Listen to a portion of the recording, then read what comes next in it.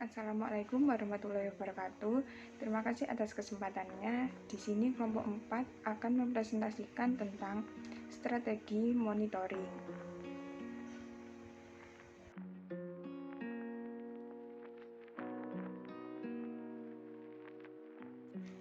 Nama anggota kelompok 4 yang pertama Rohmaniyar Putra Kasari dengan NIM 263, yang kedua Rizky Maulidia dengan NIM 490, yang ketiga Bella Ayu Pratiwi dengan NIM 514, yang keempat Bunga Ayu Widura dengan NIM 529, yang kelima Sylvia Julia Risma Nugroho dengan NIM 550, yang keenam Salsabila Awalia dengan NIM 575, yang ketujuh Euriko Setianova dengan NIM 818, yang ke-8 Tasya Agustina dengan NIM 852, yang ke-9 Liwana Kalili dengan NIM 890.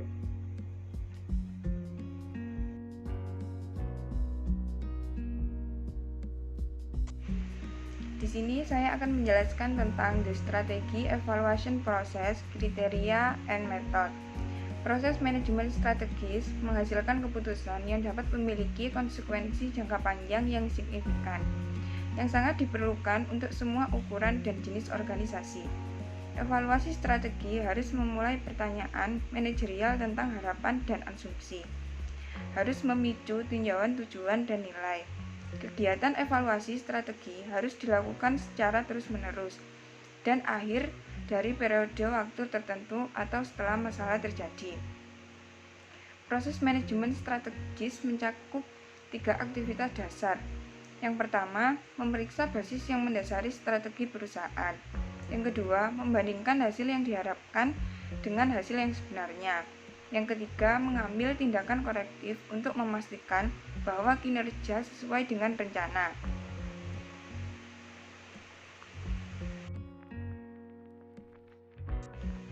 Selanjutnya, terdapat 4 kriteria yang dapat digunakan untuk melakukan strategi evaluation, yaitu konsonansi dan advantage yang didasarkan penilaian eksternal, serta konsistensi dan feasibility yang didasarkan pada penilaian internal. Yang pertama, konsistensi. Ada 3 pedoman menentukan apakah masalah organisasi adalah hasil dari inkonsistensi dalam strategi.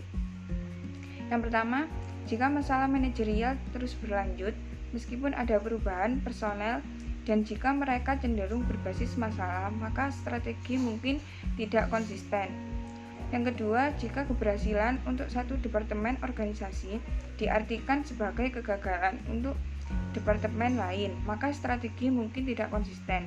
Yang ketiga, jika masalah dan isu kebijakan kemungkinan diangkat di atas untuk diselesaikan, maka strategi mungkin tidak konsisten. Yang kedua, persesuaian. Kesesuaian mengacu pada kebutuhan ahli strategi untuk memeriksa serangkaian tren serta tren individu dalam mengevaluasi strategi. Salah satu kesulitan dalam mencocokkan faktor internal dan eksternal utama perusahaan dalam perumusan strategi adalah bahwa sebagian besar tren hasil interaksi di antara tren lainnya. Yang ketiga, kelayakan. Sumber daya keuangan suatu bisnis adalah yang penting mudah diukur dan biasanya merupakan batasan pertama yang digunakan untuk mengevaluasi strategi. Dalam mengevaluasi strategi, penting untuk memeriksa apakah suatu organisasi telah menunjukkan di masa lalu bahwa memiliki kemampuan, kompetensi, keterampilan, dan bakat yang dibutuhkan untuk melaksanakan strategi yang diberikan. Yang keempat, keuntungan. Sebuah strategi harus menyediakan penciptaan atau pemeliharaan keunggulan kompetitif di area aktivitas yang dipilih. Keunggulan kompetitif merupakan hasil dari keunggulan dalam salah satu dari 3 bidang, yaitu yang pertama sumber daya, yang kedua keterampilan, yang ketiga posisi. Bahwa penempatan sumber daya seorang dapat meningkatkan efektivitas, keunggulan posisi cenderung mandiri selama faktor internal dan lingkungan utama yang mendasari tetap stabil.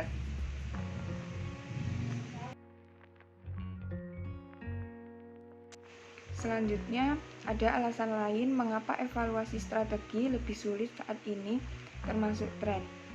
Yang pertama, peningkatan dramatis dalam kompleksitas lingkungan. Yang kedua, meningkatkan kesulitan memprediksi masa depan dengan akurat. Yang ketiga, meningkatnya jumlah variabel. Yang keempat, peningkatan jumlah peristiwa domestik dan dunia yang mempengaruhi organisasi. Yang kelima, berkurangnya rentan waktu di mana perencanaan dapat dilakukan dengan tingkat kepastian. Sekian presentasi dari saya, selanjutnya akan dilanjutkan oleh rekan saya. Terima kasih atas kesempatannya. Perkenalkan, nama saya Rizky Maulidia dengan NIM 2018-310-490 yang melanjutkan presentasi dari rekan saya. Ini saya akan membahas tentang proses mengevaluasi strategi. Evaluasi strategi itu sangat diperlukan untuk semua ukuran dan jenis organisasi. Evaluasi strategi harus memulai pertanyaan manajerial tentang harapan dan asumsi. Harus memicu tinjauan-tinjauan dan nilai-nilai, dan juga harus merangsang kreativitas dalam menghasilkan dan merumuskan kriteria evaluasi. Kegiatan evaluasi strategi harus dilakukan secara berkelanjutan, bukan di akhir periode waktu tertentu atau hanya setelah masalah terjadi. Mengevaluasi strategi harus secara terus-menerus daripada secara berkala, yang akan memungkinkan tolak ukur dari kemajuan yang akan ditetapkan dan lebih efektif dipantau. Beberapa strategi itu membutuhkan waktu bertahun-tahun untuk diterapkan, yang akibatnya hasil yang terkait itu mungkin tidak terlihat selama bertahun-tahun. Strategi sukses itu menggabungkan kesabaran dengan kesediaan untuk segera mengambil tindakan korektif bila diperlukan dalam sebuah organisasi. Manajer dan karyawan perusahaan harus terus-menerus menyadari kemajuan yang dibuat menuju pencapaian tujuan perusahaan. Ketika faktor kunci sukses berubah, anggota organisasi harus terlibat dalam menentukan tindakan korektif yang tepat. Jika asumsi dan ekspektasi menyimpang secara signifikan dari perkiraan, maka perusahaan itu harus memperbarui aktivitas perumusan strategi. Mungkin lebih cepat dari yang direncanakan. Dalam evaluasi strategi, seperti perumusan strategi dan strategi implementasi, orang itu akan membuat perbedaan. Melalui keterlibatan dalam proses evaluasi strategi, manajer dan karyawan itu menjadi berkomitmen untuk menjaga perusahaan tetap bergerak menuju pencapaian tujuan perusahaan. Terima kasih. Selanjutnya akan dilanjutkan oleh rekan saya. Terima kasih atas kesempatannya. Saya Bella Pratiwi dengan NIM 2018-310-514. Di sini saya akan menjelaskan mengenai 3 aktivitas strategi evaluasi. Yang pertama, meninjau basis strategi. Meninjau basis yang mendasari strategi organisasi dapat didekati dengan mengembangkan matriks EV dan matriks IV yang direvisi. Matriks IV yang direvisi harus fokus pada perubahan dalam manajemen organisasi, pemasaran, keuangan dan akuntansi, produksi dan operasi, penelitian dan pengembangan, serta kekuatan dan kelemahan sistem informasi manajemen. Matriks EV yang direvisi harus menunjukkan seberapa efektif strategi perusahaan telah dalam menanggapi peluang dan ancaman utama. Banyak faktor eksternal dan internal dapat mencegah perusahaan mencapai tujuan jangka panjang dan tahunan tujuan. Secara eksternal, tindakan pesaing, perubahan permintaan, perubahan teknologi, perubahan ekonomi, pergeseran demografi, dan tindakan pemerintah dapat mencegah tercapainya tujuan. Sekian, terima kasih dari saya. Selanjutnya akan dilanjutkan oleh rekan saya.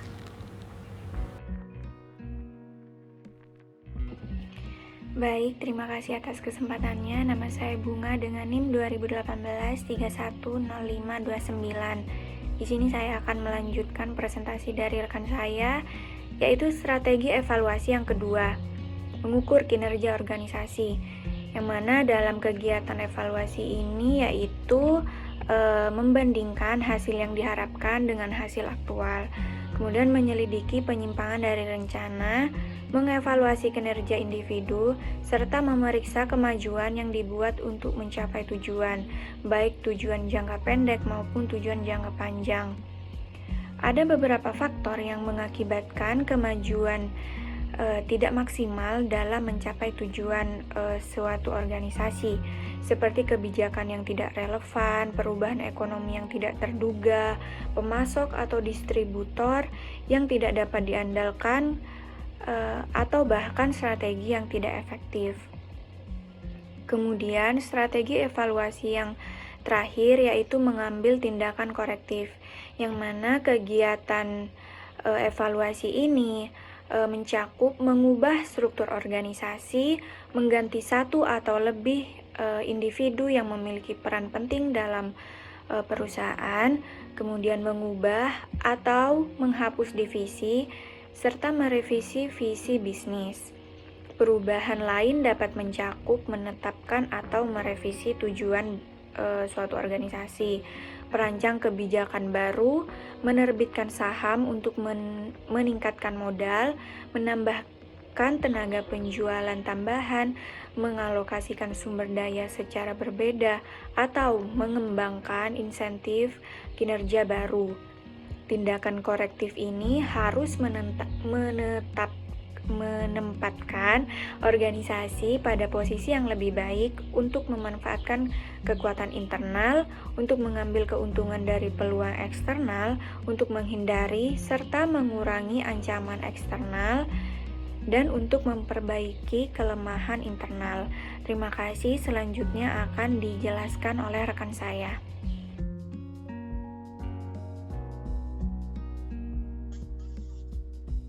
Terima kasih atas kesempatannya. Saya Sylvia Julisman Nugroho, NIM 550 akan melanjutkan presentasi dari rekan saya. Di sini saya menjelaskan tentang the balance scorecard.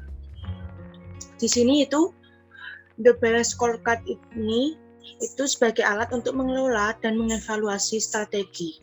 Balance scorecard ini saat ini itu digunakan di Search United Parcel Service, 3M Corporation, Heinz, dan ratusan perusahaan lainnya. Misalnya, 3M Corporation ini memiliki tujuan keuangan untuk mencapai pertumbuhan tahunan dalam laba per saham sebesar 10% atau lebih baik. Serta tujuan strategi ini untuk mendapatkan setidaknya itu 30% penjualan yang berasal dari produk yang diperkenalkan dalam 4 tahun terakhir ini. Tujuan keseluruhan dari balance scorecard ini itu untuk menyeimbangkan pemegang saham dengan tujuan pelanggan dan operasional. Tujuan ini itu saling terkait, bahkan banyak yang bertentangan. Misalnya itu contoh, pelanggan itu menginginkan harga rendah dan layanan tinggi, yang mungkin bertentangan dengan keinginan pemegang saham untuk pengembalian investasi yang tinggi. Konsep balance scorecard ini konsisten dengan gagasan perbaikan terus-menerus dalam manajemennya dan manajemen kualitas total. Balance scorecard ini juga diartikan alat evaluasi strategi yang memungkinkan perusahaan mengevaluasi strategi dari 4 perspektif. Yang pertama itu kinerja keuangan, yang kedua pengetahuan pelanggan, yang ketiga proses bisnis internal, dan yang keempat pembelajaran dan pertumbuhan. Di sini itu analisisnya itu mengharuskan perusahaan itu mencari jawaban atas pertanyaan-pertanyaan dan menggunakan informasi. Di dalam hubungan itu dengan ukuran keuangan untuk mengevaluasi strategi yang diterapkan secara memadai dan lebih efektif. Pertanyaan yang pertama itu adalah apakah perusahaan itu terus meningkat dan menciptakan nilai melalui langkah-langkah seperti inovasi, kepemimpinan teknologi, kualitas produk, efisiensi proses operasional, dan sebagainya. Pertanyaan yang kedua adalah apakah perusahaan mempertahankan dan bahkan meningkatkan kompetensi inti dan keunggulan kompetitifnya. Dan yang ketiga, seberapa puaskah pelanggan perusahaan tersebut. Dan di sini pendekatan balance scorecard ini digunakan untuk mengevaluasi strategi yang bertujuan untuk menyeimbangkan perhatian jangka panjang dengan jangka pendek, untuk menyeimbangkan masalah keuangan dan dengan non keuangan, dan untuk menyeimbangkan masalah internal dengan eksternal. Balance scorecard ini juga dibangun secara berbeda, yaitu disesuaikan dengan perusahaan tertentu di berbagai industri dengan tema atau dorongan yang sama, yaitu untuk mengevaluasi strategi perusahaan berdasarkan ukuran kunci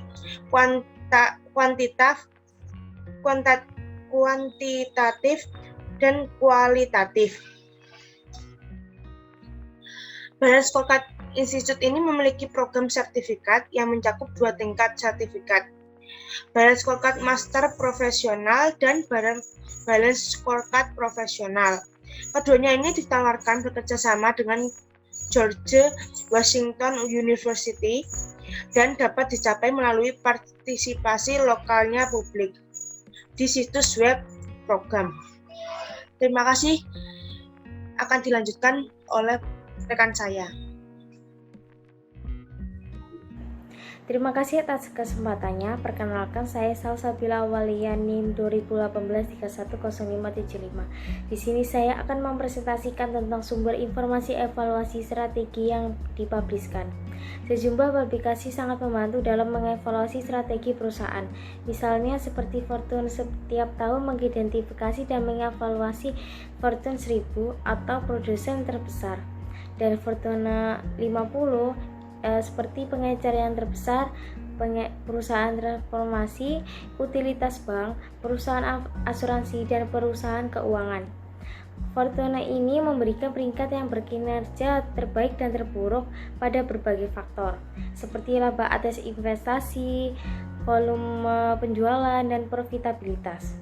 Meskipun sumber evaluasi strategi ini diterbitkan fokus kepada informasi pada bisnis besar yang dimiliki oleh publik, rasio komparatif dan informasi yang terkait banyak digunakan untuk mengevaluasi bisnis kecil dan perusahaan milik swasta yang juga.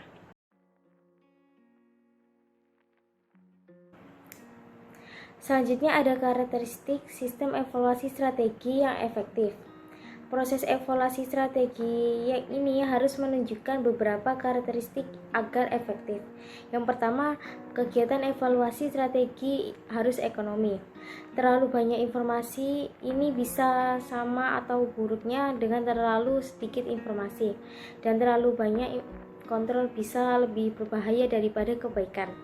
Yang kedua, ada kegiatan evaluasi strategi ini juga harus bermakna.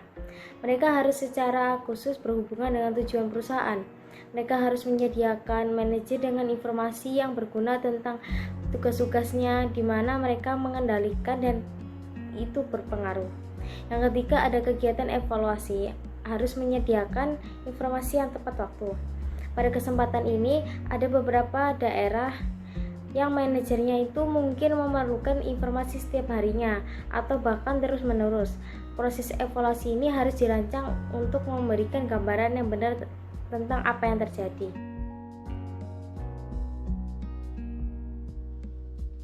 Assalamualaikum warahmatullahi wabarakatuh. Perkenalkan, nama saya Yuriko, NIM 2018-3108. Di sini saya akan menjelaskan tentang strategi kontingensi.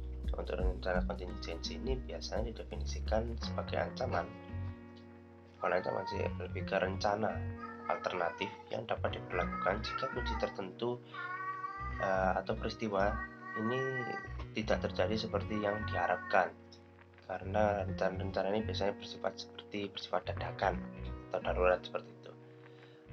Untuk hanya area dengan prioritas tinggi yang memerlukan asuransi kontingensi dan rencana.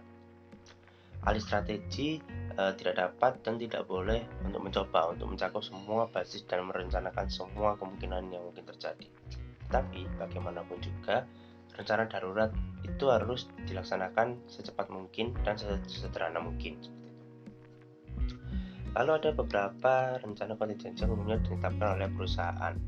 Biasanya perusahaan memikirkan yang pertama itu jika pesaing utama dari pasar menarik diri dari pasar, apa yang harus kita ambil atau apa yang harus perusahaan kita ambil seperti itu.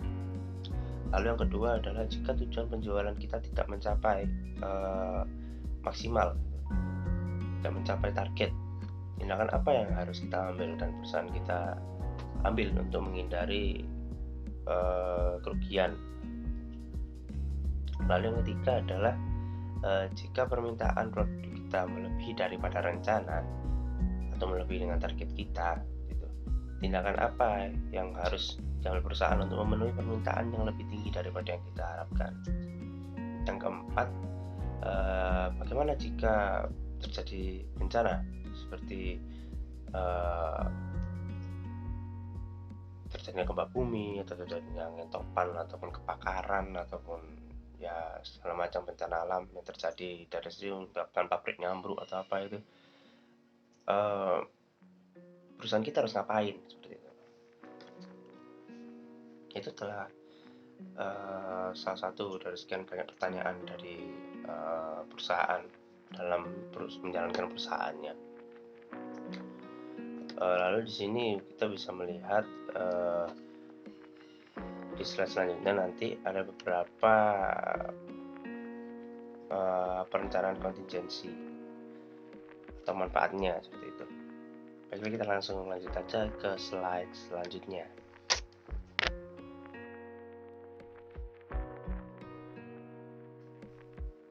Baik, selanjutnya ada bisa dilihat di slide pertama, ini adalah alignment dan Chandran melaporkan bahwa perencanaan kontingensi memberi pengguna memberi pengguna manfaat seperti DuPont, Dow Jones, Michael, Consolidated Food, dan Emerson Electric atau Emerson Energy.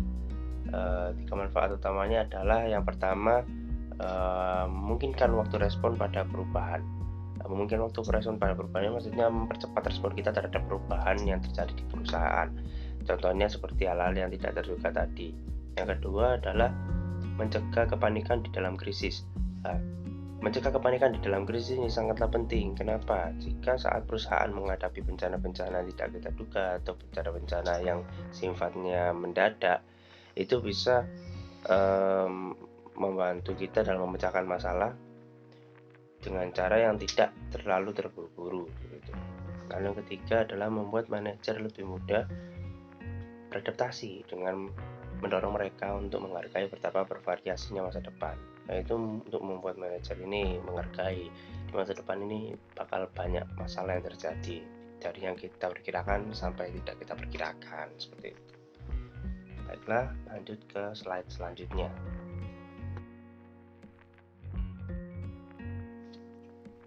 Baik, lalu di sini adalah Lineman dan Chandran menyarankan bahwa perencanaan kontingensi yang efektif melibatkan proses 5 langkah.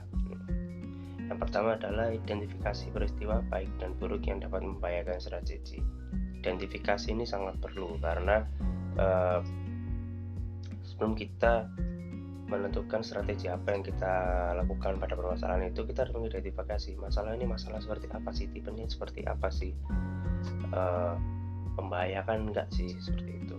Lalu yang kedua, tentukan kapan peristiwa baik dan buruk itu mungkin terjadi. Menentukan kapan peristiwa baik dan buruk terjadi ini bisa kita lakukan karena mungkin contohnya pas di musim kemarau kita ada kemungkinan kebakaran, misalnya kita punya pabrik dan pabrik kita punya lahan, misalnya lahan buat misalnya kita pabrik kertas, misalnya lahan buat pohon-pohon, maksudnya buat kita tebang buat bikin kertas seperti itu. Tiba-tiba musim kemarau kebakaran, itu apa yang kita kerjakan kalau misalnya lahan kita kebakaran gitu, apa kita harus bikin produk lain atau gimana seperti itu. Yang ketiga, tentukan pro dan kontra yang diharapkan dari setiap peristiwa kontingensi. Pro dan kontra yang terharapkan untuk setiap peristiwa kontingensi ini maksudnya tentukan apa yang jadi sisi positif dan menjadi sisi negatifnya yang kita harapkan dari setiap peristiwa kontingensi. Gitu. Yang keempat, mengembangkan rencana kontingensi untuk peristiwa kontingensi utama. Ini kita mengembangkan beberapa rencana-rencana yang istilahnya plan A, plan B, plan C seperti itu untuk peristiwa kontingensi utama yang paling beresiko seperti itu. Ya kayak misal kita tinggal di daerah yang mudah terbakar ya kebakaran, atau mungkin daerah yang rawan gempa bumi ya berarti gempa bumi masalah kita seperti itu. Lalu kelima, tentukan titik-titik pemicu peringatan dini untuk kejadian-kejadian kontingensi utama. Baiklah, Saya rasa sekian presentasi dari saya. Wassalamualaikum warahmatullahi wabarakatuh.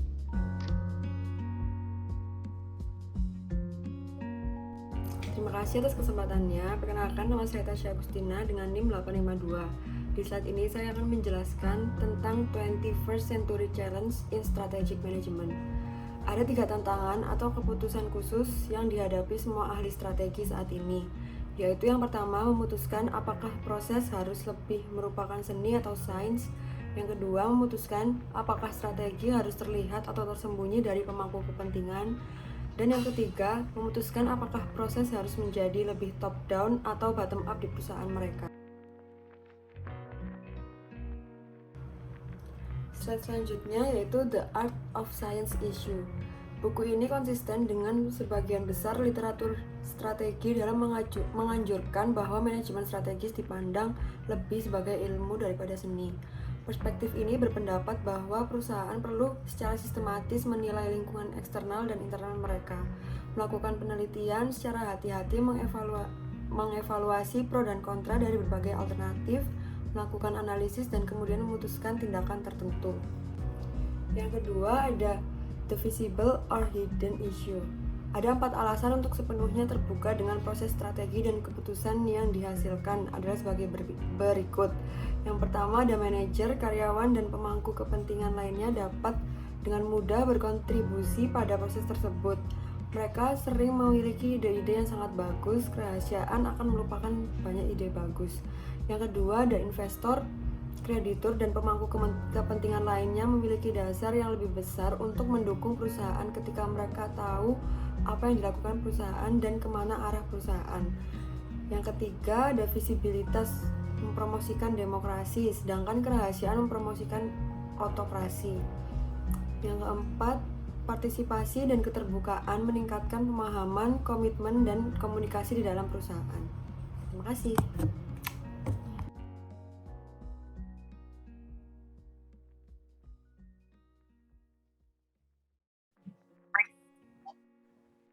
Terima kasih atas kesempatannya. Saya Iwana Kali Abdullah dengan NIM 2018-310890. Ini akan melanjutkan presentasi dari rekan saya, yakni terkait dengan pendekatan top down or bottom up approach.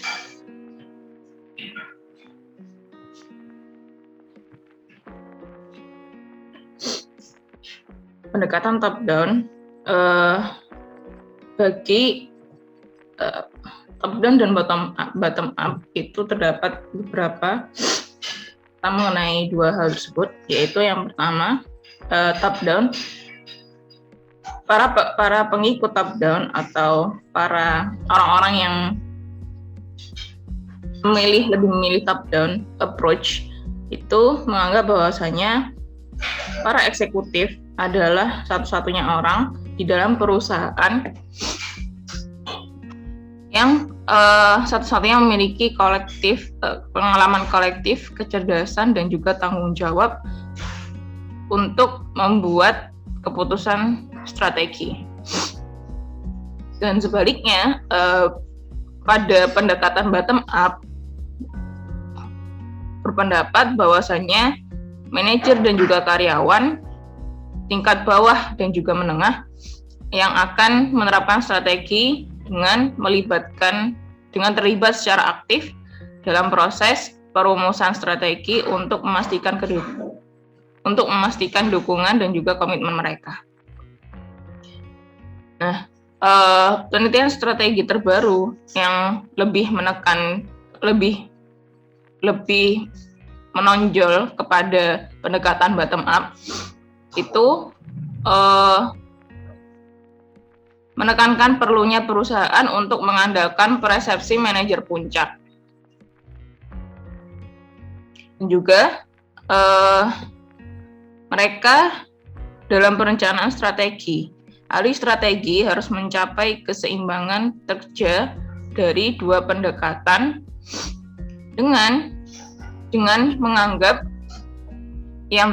menganggap strategi yang terbaik untuk perusahaan mereka pada waktu tertentu. Dan juga harus menyadari fakta bahwasanya saat ini itu lebih mendukung kepada pendekatan bottom up. Lalu, selanjutnya, lalu terdapat beberapa pedoman efektif di dalam menerapkan strategi yang efektif pula.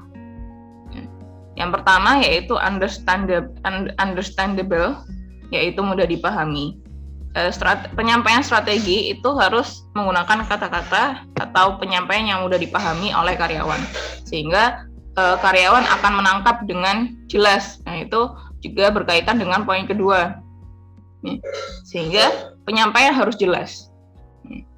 Dan juga para karyawan itu dituntut untuk menanyakan jika terdapat ketidakjelasan di dalam penyampaian strategi.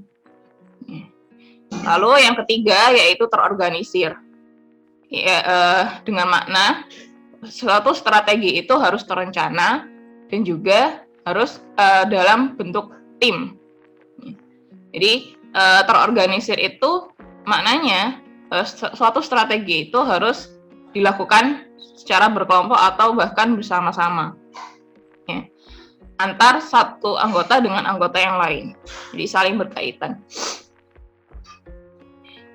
Karena ya pada dasarnya sudah kita ketahui bahwasanya strategi itu tidak akan bisa tercapai ketika yang menerapkan itu hanya sebagian, atau bahkan ada yang menerapkan ataukah tidak gitu ya.